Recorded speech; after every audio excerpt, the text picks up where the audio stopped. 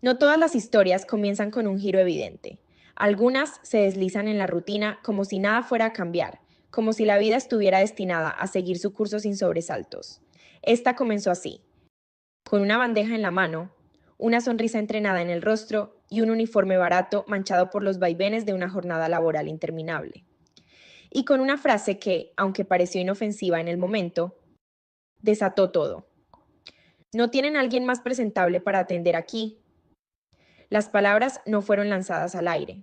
Tenían un blanco claro, una intención afilada y una carga social que atravesó el pecho de la joven que servía mesas como si fueran cuchillas. A su alrededor, las risas forzadas de una mesa llena de riqueza mal digerida hicieron eco en el restaurante. La joven no respondió, ni siquiera pestañeó, siguió su camino, aunque por dentro el corazón se le hizo un nudo. Y lo que nadie, absolutamente nadie, imaginaba era que aquel desprecio sería el comienzo de una verdad enterrada por años.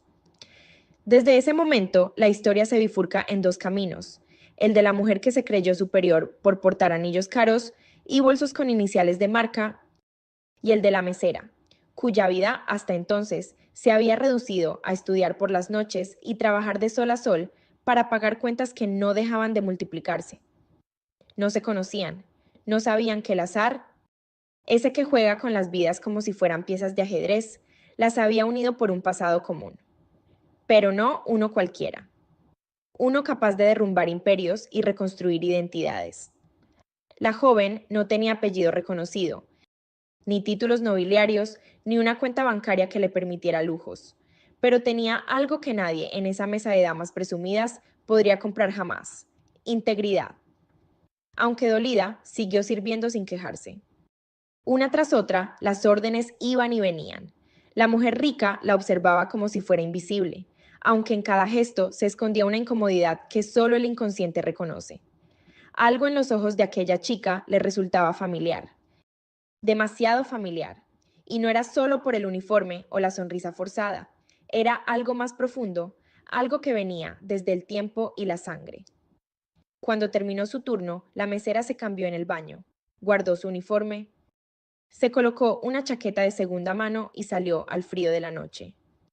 Caminó 3 cuadras hasta llegar al pequeño apartamento que compartía con su madre, una mujer de espíritu fuerte y salud quebrantada.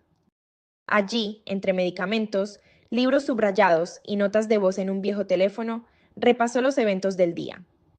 Pero no dijo nada sobre la humillación, no por vergüenza, sino por orgullo. No permitiría que su madre cargara con una pena más. Pero esa misma noche, en otro punto de la ciudad, la mujer rica no podía dormir. Algo en los ojos de aquella mesera la había desconcertado. Hurgó entre recuerdos viejos, fotos archivadas, y una sensación punzante que llevaba años ignorando comenzó a florecer. Podía ser, podía ser ella, pero no, era imposible. O al menos eso quería creer, porque si lo que intuía era cierto, entonces toda su vida estaba construida sobre una mentira cuidadosamente orquestada. Y así, sin que ninguna de las dos lo supiera todavía, comenzó una cadena de eventos que no se detendría hasta poner cada secreto sobre la mesa. En las siguientes horas, los caminos de ambas volverían a cruzarse. No por casualidad, sino por destino, y la historia que parecía girar en torno a una simple humillación en un restaurante se transformaría en una revelación que cambiaría la vida de todos los involucrados. ¿Te intriga saber quién era realmente el padre de aquella mesera? ¿Por qué esa mujer rica sintió que ya la había visto antes? ¿Qué secreto del pasado conectaba a dos mundos tan distintos? Te invito a quedarte hasta el final, porque esta historia no solo habla de venganza o justicia, habla de identidad, de verdad y del poder que tiene una sola persona para cambiarlo todo. A la mañana siguiente, el restaurante se llenó como de costumbre. La ciudad no se detenía por dramas personales y la rutina tampoco perdonaba. Pero en medio del murmullo de los clientes y el vaivén de los platillos, la joven mesera sintió una presencia familiar antes siquiera de girar la cabeza. Ahí estaba otra vez, en la misma mesa, con el mismo aire altivo y el bolso aún más caro. La mujer rica la observó detenidamente esta vez, como si intentara descifrar un código oculto en su rostro. No dijo nada ofensivo, No hizo ningún comentario cruel, pero su mirada cargaba preguntas, preguntas pesadas, urgentes, que no se atrevía a formular. La joven tomó la orden con el profesionalismo de siempre, pero esta vez no pudo evitar sentir una vibración distinta en el aire, como si algo estuviera a punto de romperse, y se rompió, de hecho, esa misma tarde. Fue cuando salió a su descanso de 15 minutos, en la parte trasera del local, junto a los botes de basura. Ahí la estaba esperando un hombre mayor, de traje elegante y mirada nerviosa. No era cliente, no era proveedor, no era nadie que ella conociera, al menos no conscientemente. El hombre se acercó con cautela, preguntando por su nombre. Al escucharlo, sus ojos se llenaron de algo que parecía culpa, o tal vez miedo. Dijo llamarse Augusto, dijo tener algo importante que contarle, y luego dijo las palabras que la paralizaron. Eres hija de Marisa, ¿verdad? La conocí hace 23 años, en una conferencia de arquitectura en Mérida. El corazón de la joven comenzó a golpearle el pecho como si quisiera huir. Solo su madre conocía ese dato. Y ese hombre, ese desconocido, mencionó el nombre de su madre con una voz que no parecía fingida. Le mostró una foto, una vieja imagen de dos jóvenes sonrientes abrazados en una feria. Era su madre, con cabello más oscuro, con otra ropa, pero su madre al fin, y junto a ella el mismo hombre que tenía enfrente ahora, solo que con menos canas y más vida en los ojos. Ese día ella desapareció. Nunca volvió a llamarme. Yo, yo no supe que había quedado embarazada. Nadie me dijo nada. Hasta que hace 3 días vi tu rostro. El aire se volvió denso. El ruido de los autos quedó en segundo plano. La joven no supo qué contestar. Durante toda su vida, su madre le había dicho que su padre se había ido, que nunca se hizo cargo, que era mejor no hablar de eso. Y ahora tenía frente a ella a alguien que decía todo lo contrario. Pero lo que más la impactó no fue eso. Fue el apellido que ese hombre pronunció antes de irse, con la voz quebrada. De León, Augusto de León. Ese es mi nombre completo. Y también el de tu hermana, Renata. Renata. La mujer rica, la del bolso, la de la humillación, la que la había mirado como si fuera polvo en el suelo, era su hermana. Durante 3 días, la joven no habló, ni siquiera con su madre. Caminaba por la ciudad como si flotara, como si la realidad ya no le perteneciera. Dejó de ir al restaurante. Llamó para decir que estaba enferma, pero no estaba enferma del cuerpo, sino del alma.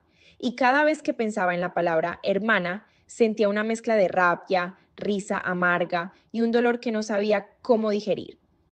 Hasta que no pudo más. Una noche se sentó frente a su madre y le preguntó. No gritó, no lloró, solo preguntó, ¿Augusto de León es mi padre?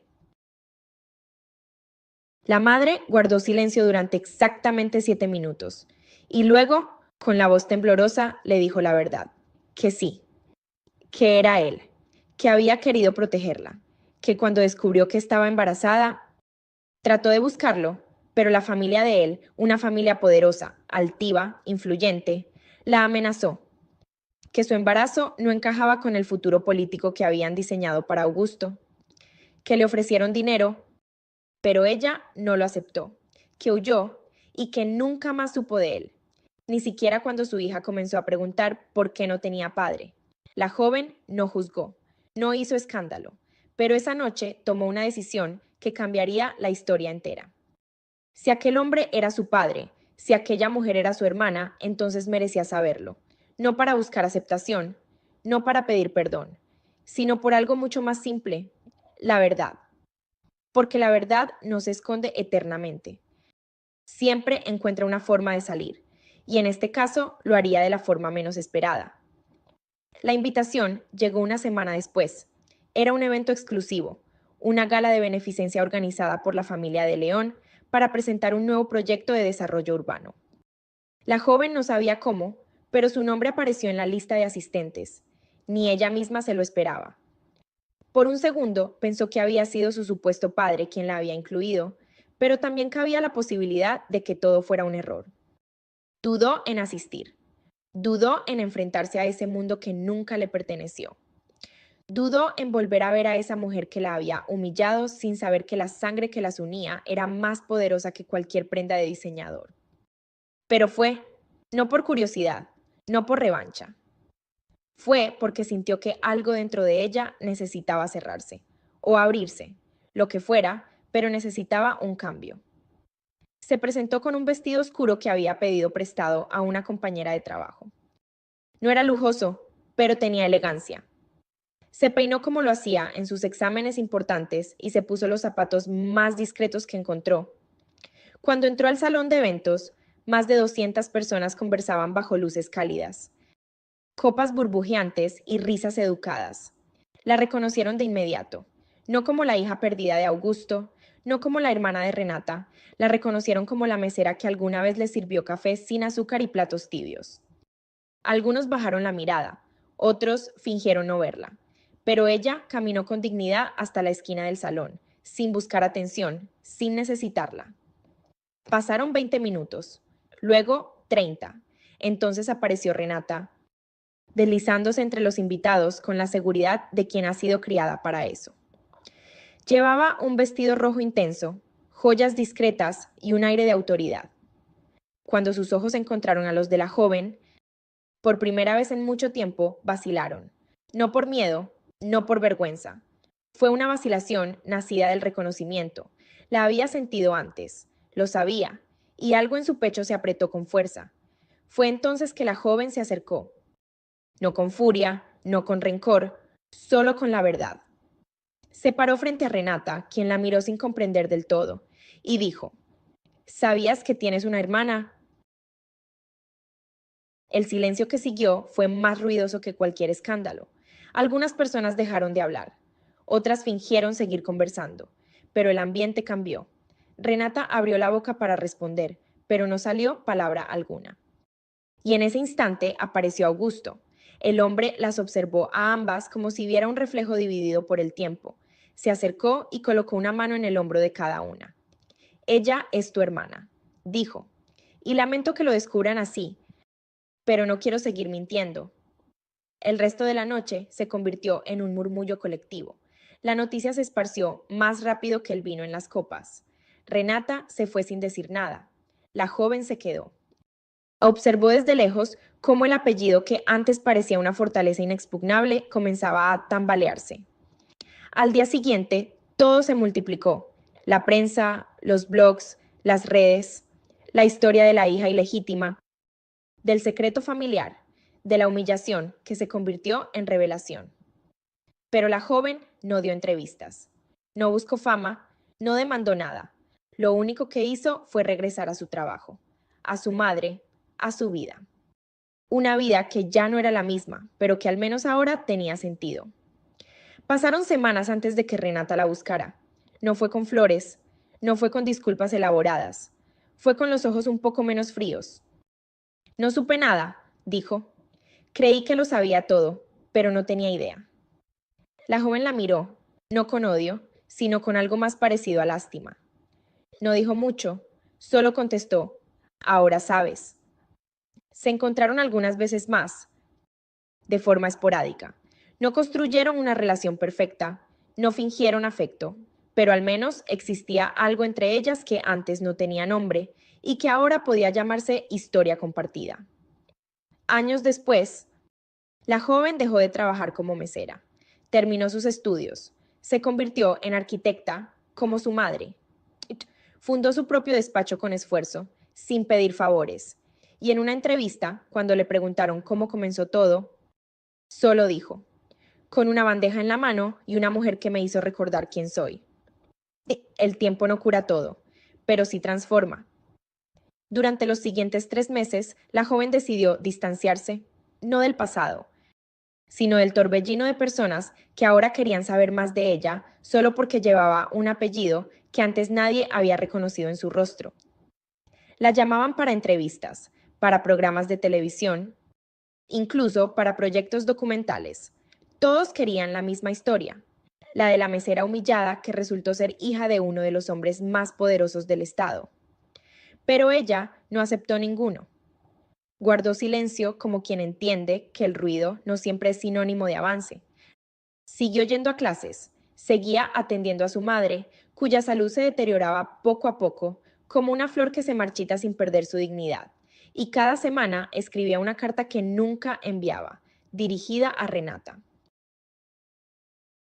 En esas cartas hablaba de cosas simples, de recuerdos que no compartieron, de fiestas de cumpleaños donde sopló las velas sola, de navidades austeras con tamales recalentados y un solo regalo envuelto en papel de periódico, de cómo alguna vez se quebró el brazo y no hubo dinero para una radiografía. No eran reproches, eran hechos, detalles de una vida que la otra había ignorado por completo, pero que ahora estaba empezando a entender. Renata, por su parte, vivía en una contradicción constante. No podía borrar la escena de la joven mirándola a los ojos en aquella gala. Tampoco podía justificar su desprecio, pero había algo peor, el silencio de su padre, un silencio que se arrastraba desde hacía décadas, porque aunque ahora decía lamentarlo, durante 22 años prefirió callar. Prefería la imagen impecable, el prestigio político, la familia construida como vitrina. Y ese silencio, de alguna forma, también había sido violencia, una más sutil, pero igual de hiriente. Una tarde de junio, Renata decidió ir al apartamento donde vivía la joven con su madre. No avisó, no pidió permiso, solo tocó la puerta con los nudillos y esperó. Abrió la madre, vieja, frágil, pero aún con ojos que intimidaban. Se quedaron en silencio unos segundos hasta que Renata bajó la mirada y dijo: «Soy hija de Augusto». La mujer no se sorprendió, asintió como quien confirma algo que ya sabía. La hizo pasar y durante casi 2 horas hablaron. No de política ni de dinero. Hablaron de una noche de juventud, de una feria en Mérida, de una promesa rota y de una vida vivida a contracorriente. Cuando la joven llegó a casa, encontró a Renata en la sala. Estaba sentada con las piernas cruzadas, sin maquillaje, con el rostro desprotegido. No se dijeron hola ni se ofrecieron café. Solo se miraron, hasta que Renata habló. «Sé que no me necesitas y no vengo a compensar nada. Solo quería conocer tu mundo, aunque sea tarde».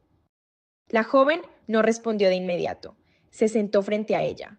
Las palabras tardaron en salir, pero salieron. «No es que no te necesite, es que aprendí a vivir sin ti. Y eso también duele». Esa noche no hubo reconciliación. No hubo abrazos ni lágrimas de película. Solo dos hermanas descubriendo que no se trataba de sangre, sino de reconocimiento, de entender que el daño ya estaba hecho, pero que aún se podía decidir qué hacer con él. Pasaron otras 4 semanas. Fue entonces que Augusto enfermó.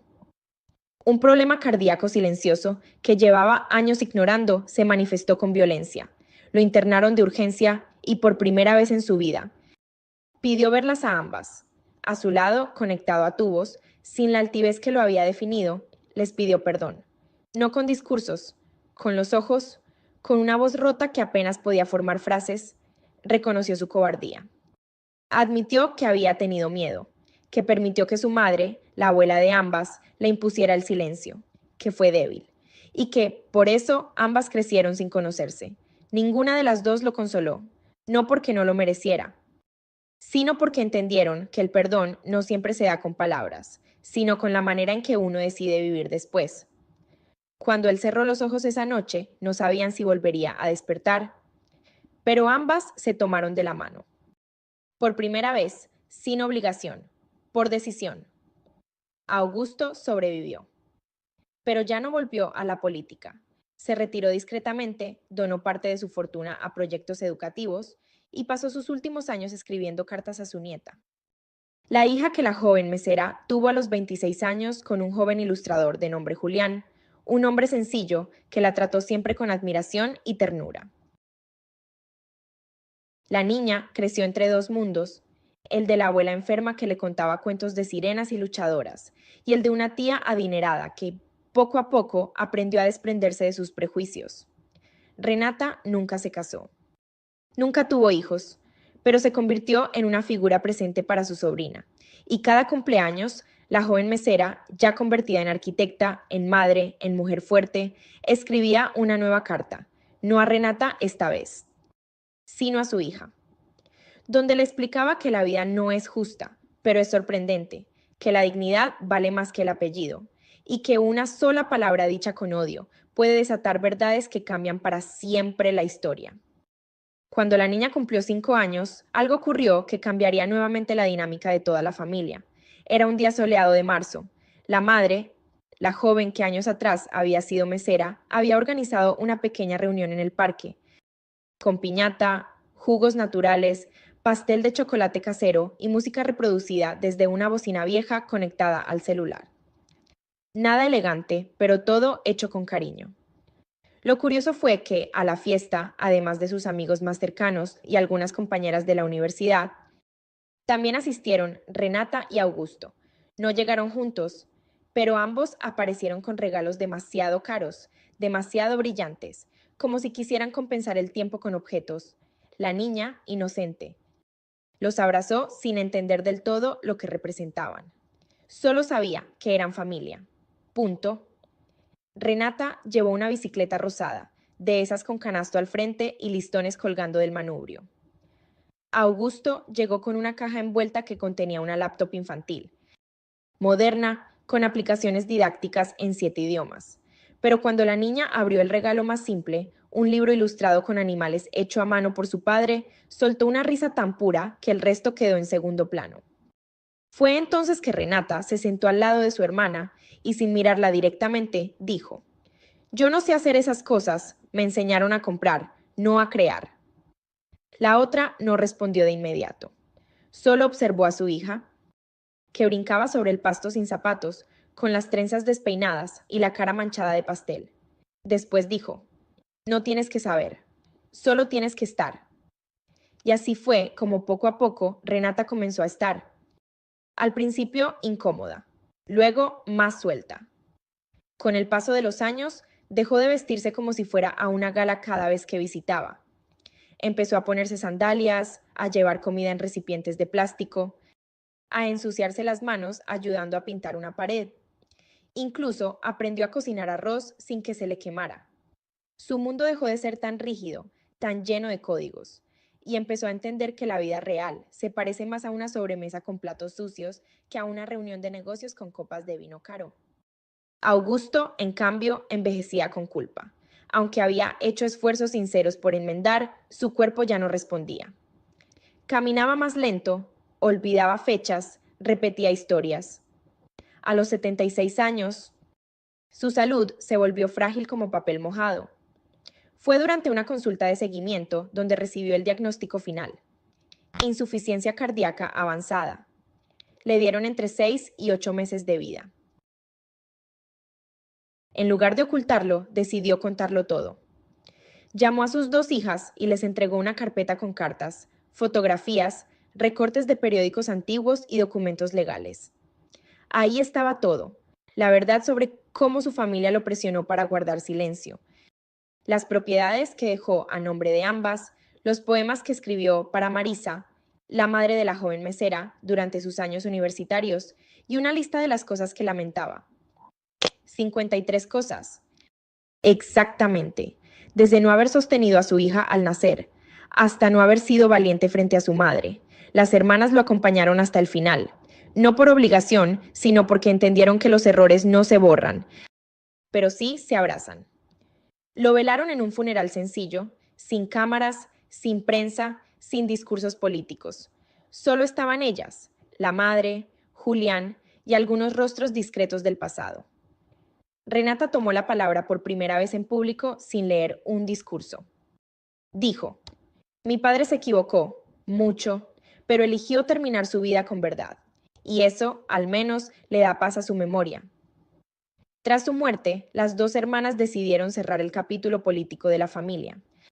Vendieron la casa de verano, donaron los trajes caros, cancelaron las membresías de clubes sociales y se enfocaron en proyectos que tuvieran sentido. Renata comenzó a apoyar fundaciones que ayudaban a madres solteras. Se alejó de las cámaras y empezó a dar clases de administración a jóvenes de bajos recursos. La otra, mientras tanto, amplió su despacho de arquitectura, contrató a exalumnos de su universidad y fundó un centro cultural con el nombre de su madre, que para entonces ya no estaba. La mujer que había sido madre soltera, que había criado a su hija con recursos mínimos pero amor máximo, murió en paz a los 68 años, con una sonrisa tenue y una canción de Mercedes Sosa sonando en el fondo. Sus hijas la enterraron juntas, en un cementerio modesto, bajo un árbol de jacarandas, y colocaron en la lápida una frase que ambas eligieron sin discutir. Fue valiente antes que nada. Años más tarde, la niña que jugaba en el pasto creció, se convirtió en diseñadora gráfica, viajó por el mundo con su mochila llena de pinceles y cuadernos.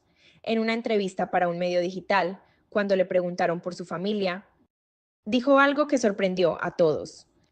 Mi madre fue mesera, mi tía fue empresaria, mi abuelo fue político, pero a mí me criaron con verdad, no con etiquetas. Ahora la historia sigue viva, pero ya no en periódicos ni en rumores.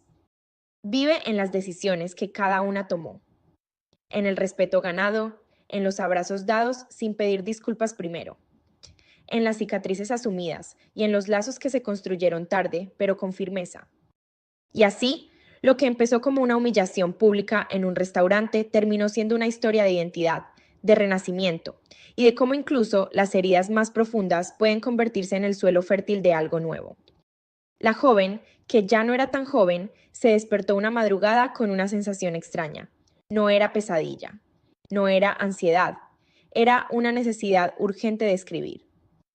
Se levantó sin prender la luz, caminó hasta su escritorio y abrió su libreta de siempre, esa que llevaba usando desde que era estudiante. En ella escribió una carta que no sabía a quién iba dirigida. Comenzaba así: a veces siento que todo esto fue un sueño prestado, que yo no debería haber estado ahí, en ese restaurante, esa noche, con esa bandeja en las manos, pero también sé que sin ese momento no habría llegado hasta aquí. Así que gracias, gracias por la humillación, porque me enseñó a reconocerme. Con el paso del tiempo, se había dado cuenta de que los momentos más duros de su vida no eran los que la habían detenido, sino los que la habían lanzado hacia una versión más clara de sí misma. Había vivido muchas vidas en una sola. La de la hija olvidada, la de la mesera silenciosa, la de la arquitecta reconocida, la de la madre cansada pero feliz, y ahora también la de la mujer que debía decidir qué legado quería dejar. Renata, por su parte, había tomado una decisión radical. Renunció al apellido de León como marca de poder. Legalmente seguía llevándolo, pero lo eliminó de sus negocios. En su tarjeta de presentación ahora solo decía Renata M. Comenzó a viajar a comunidades rurales, a documentar las condiciones de vida de mujeres en situación de abandono, a dar conferencias donde hablaba de su propia ignorancia y de cómo el privilegio es tan silencioso como cruel. Sus charlas no eran inspiracionales, eran testimonios incómodos. Su estilo directo le ganó respeto y también enemigos, pero no le importaba. Ya no vivía para agradar a su círculo social, vivía para cambiar realidades, una por una. La hija de la exmesera, que ahora tenía 24 años, había comenzado a hacer arte con materiales reciclados, no por moda, sino por memoria. Usaba cajas de cartón de la bodega donde su madre trabajó, telas viejas de la ropa de su abuela, piezas de cerámica rota que encontraba en casas abandonadas. Cada pieza era un fragmento de historia. Una obra suya fue seleccionada para una exposición en Berlín. Fue la primera vez que salió del país. Llevó una mochila, una bufanda hecha a mano por su tía Renata y una carta en el bolsillo que su madre le había entregado en el aeropuerto. En esa carta decía: no tienes que representar a nadie. Solo recuerda de dónde vienes y no tengas miedo de a dónde vas. La exposición fue un éxito. Pero más importante que eso fue lo que ocurrió después. Durante una plática con otros artistas, alguien le preguntó por su apellido. Ella se rió. Dijo: mi apellido no importa. Lo que importa es que fui criada por mujeres que me enseñaron a sostenerme sola. Esa frase se viralizó. Sin querer, sin pretenderlo, se convirtió en el rostro de una campaña de arte latinoamericano contemporáneo. Recibió invitaciones de museos, de universidades, de revistas especializadas, y aún así, cuando volvió a casa 3 semanas después, lo primero que hizo fue visitar la tumba de su abuela. Le llevó flores, como siempre, pero esta vez también le llevó una copia impresa de su obra más reciente, una escultura con forma de casa construida solo con cucharas, platos y vasos de restaurante. En la base, una frase tallada. Aquí comenzó todo. La madre, que había seguido trabajando como asesora arquitectónica para proyectos comunitarios, observaba con una mezcla de orgullo y asombro. Nunca imaginó que la niña que crió entre cuentas vencidas y cuentos antes de dormir terminaría mostrando su arte en Europa. Pero, más allá del éxito, lo que más valoraba era que su hija había mantenido intacta su esencia. No se había dejado corromper por la fama, no había olvidado los valores que le inculcó. Y cada noche, antes de dormir, la escuchaba reírse a carcajadas por teléfono con Renata, hablando de proyectos absurdos, anécdotas familiares o simplemente quejándose del tráfico en la ciudad. El vínculo entre ellas tres se había vuelto algo más fuerte que la sangre. Se había convertido en elección. Elegían hablar, elegían cuidarse, elegían perdonarse, porque a veces el verdadero acto de amor es elegir quedarse, incluso cuando nadie lo exige. Pero como toda historia que respira, también tenía heridas que no se cerraban del todo. A veces la madre recordaba con amargura aquellos años donde sintió que el mundo la olvidó. Otras veces, Renata aún soñaba con su infancia perfecta, ahora contaminada por la mentira de una familia rota. Y la más joven, aunque era feliz, a veces sentía que cargaba con una expectativa que no había pedido. Ser el símbolo de una historia que otros querían contar, pero que era suya. Una tarde cualquiera, las tres se sentaron a tomar café en la sala de siempre. La conversación se desvió hacia el futuro, como solía pasar. Y entonces la hija dijo: tal vez debería escribir un libro, no sobre ustedes, sino sobre lo que significa reconstruirse. La madre la miró con una sonrisa. Renata también. Y fue entonces que entendieron que esa historia, la que empezó con una humillación en un restaurante cualquiera, aún no había terminado. La idea del libro no fue un comentario al aire. Durante semanas, la hija de la exmesera escribió en silencio. No era una autobiografía ni una novela disfrazada de testimonio. Era algo más etéreo. Una colección de escenas que habían marcado a tres mujeres en distintos momentos, como una constelación de heridas y redenciones. Le puso de título provisional Cosas que no se heredan. Y en cada capítulo describía detalles tan pequeños que solo alguien que los vivió podría escribirlos. La marca que dejó el vapor de la cocina en los espejos de su infancia. La sensación de tener que comer más despacio para que su madre creyera que no tenía tanta hambre. La sombra de Renata caminando en tacones, midiendo el mundo con pasos que entonces parecían inalcanzables. El eco de una frase escuchada de niña en una conversación entre adultos. Ella no es como nosotros. Con cada página escrita se liberaba un poco. Y sin embargo, también aparecían nuevas preguntas. ¿Cuántas cosas no habían dicho todavía? ¿Cuántas verdades más quedaban enterradas bajo capas de silencio cómodo? Un domingo al atardecer, mientras organizaban la biblioteca del centro cultural, encontró una caja que no recordaba haber visto antes. Era de madera antigua, sin llave, sin nombre. Dentro había un montón de papeles desordenados. Notas manuscritas, recortes, dibujos hechos a lápiz. Entre ellos, una libreta rota con letras torpes y desesperadas. No era de su madre, tampoco de su tía. Era de Augusto, lo supo por la caligrafía temblorosa y por una nota en la primera página. Para cuando ya no esté. En ese diario de puño y letra, el hombre que las había dividido sin querer se confesaba con brutal honestidad. Narraba cada decisión que tomó por miedo, cada palabra que prefirió callar para no alterar el orden impuesto por su entorno. Pero también hablaba de ellas, de las veces en que las vio desde lejos, en secreto, de una tarde en que se detuvo frente al restaurante solo para verla caminar con su uniforme, demasiado tarde para entrar, demasiado cobarde para acercarse. Leyó cada página con el corazón encogido. Cuando terminó, no lloró. Solo se quedó sentada mirando por la ventana, como si necesitara un permiso invisible para respirar distinto. Luego guardó todo en la caja. La cerró y escribió encima con plumón negro. Esto también es parte. Esa noche, en la cocina, le contó todo a su madre. Le leyó algunas partes. La mujer escuchó sin interrumpir y al final solo dijo: si hubiese sabido que él te miraba desde lejos, tal vez habría dormido más tranquila. Renata llegó más tarde con pan dulce y un cuaderno lleno de ideas para el nuevo programa de becas que querían lanzar. Cuando se enteró del contenido de la caja, pidió leerla, pero su hermana negó con la cabeza. A su tiempo, dijo, esto hay que digerirlo con calma.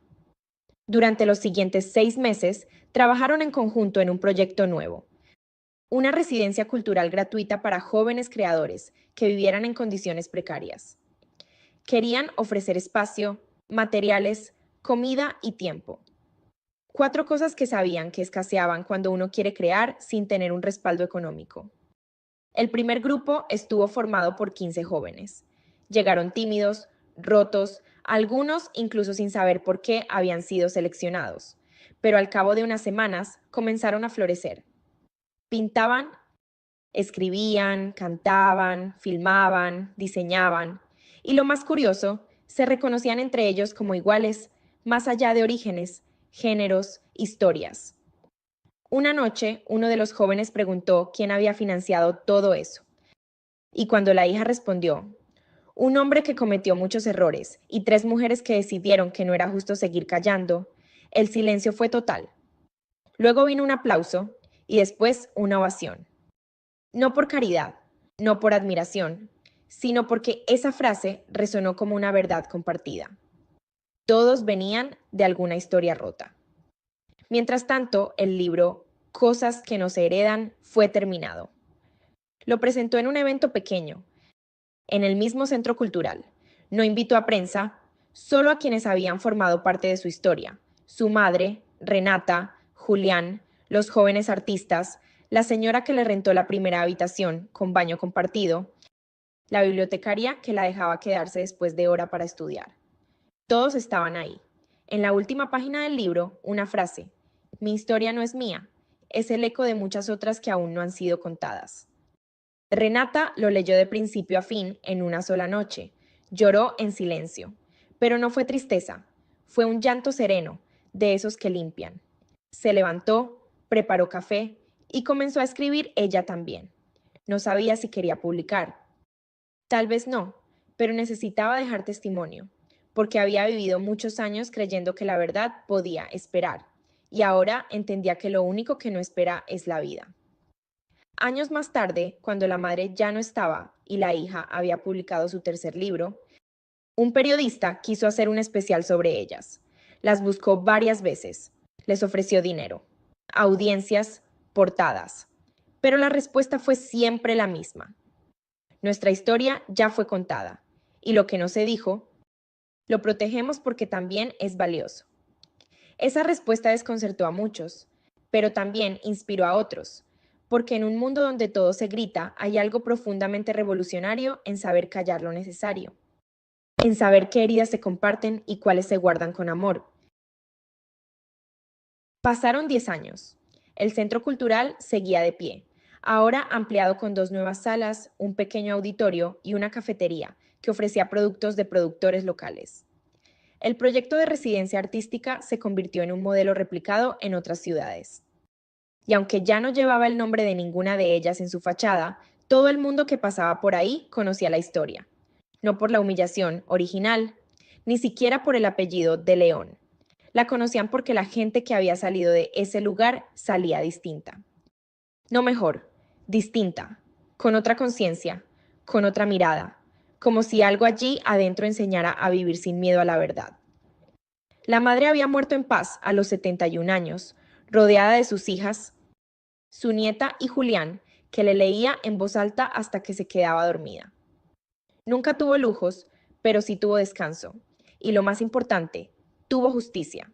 No la justicia legal ni la económica, sino esa otra que llega cuando uno puede morir, sabiendo que su historia fue escuchada. La hija ya tenía 34, había publicado 5 libros, había expuesto en 4 países y vivía en un departamento pequeño lleno de plantas, pinceles, gatos y bocetos pegados en las paredes. No tenía pareja estable, no porque no quisiera, sino porque aún no encontraba a alguien que entendiera que la libertad era, para ella, una herencia sagrada. Renata se había mudado a un pueblo costero donde daba clases una vez por semana. Había adoptado un perro callejero, Se dedicaba a restaurar muebles viejos y a leer novelas históricas. Cada tanto viajaba a la ciudad para ver a su sobrina. Hablaban por videollamada los domingos, compartían silencios más que palabras. Pero eran silencios cómodos, silencios con historia. Una tarde de enero, mientras caminaban juntas por un parque que antes había sido un baldío, se detuvieron frente a una escultura que llevaba años allí. Era una pieza hecha de metal oxidado, con forma de corazón desarmado. No tenía placa ni firma. La hija la miró con atención y dijo: Nunca te conté, pero esa escultura la hice yo cuando tenía 17. La puse aquí, sin permiso, y alguien la conservó. Renata sonrió. Eso hacen tus obras. Se quedan donde uno menos espera. Siguieron caminando sin decir nada más, hasta que la tía, sin mirar, preguntó: ¿Y tú? ¿Nunca te sentiste tentada a usar el apellido de tu padre? La otra rió. Tentada, sí, pero preferí algo más difícil, hacer que mi nombre significara algo por sí solo. Esa noche cenaron juntas. Cocinaron pasta con lo que había en el refri, tomaron vino barato y rieron hasta quedarse dormidas en el sofá. Como dos hermanas que se criaron tarde, pero se entendieron a tiempo. Al día siguiente recibieron una carta. Estaba dirigida a ambas, sin remitente, pero el sobre era reconocible. El papel, más aún, era de Augusto, escrita probablemente antes de morir y guardada por algún abogado que olvidó entregarla. En la carta, solo unas pocas líneas. Si están leyendo esto, entonces hice lo correcto al dejar algo sin decir, porque hay cosas que solo se entienden cuando una ya no está. Gracias por lo que hicieron con mi error. Gracias por convertirlo en algo digno. Me da paz saber que vivieron, a pesar de mí. No lloraron. Solo la doblaron con cuidado y la guardaron entre las páginas de un libro de fotografías familiares. Luego salieron al balcón. El sol comenzaba a ponerse. La luz teñía los edificios de un color naranja sucio y el viento olía a pan recién horneado. La ciudad era otra. Ellas también. Y entonces la más joven dijo: Deberíamos contarle esta historia a mi hija. No toda, pero la parte esencial. Renata preguntó: ¿Cuál sería esa parte?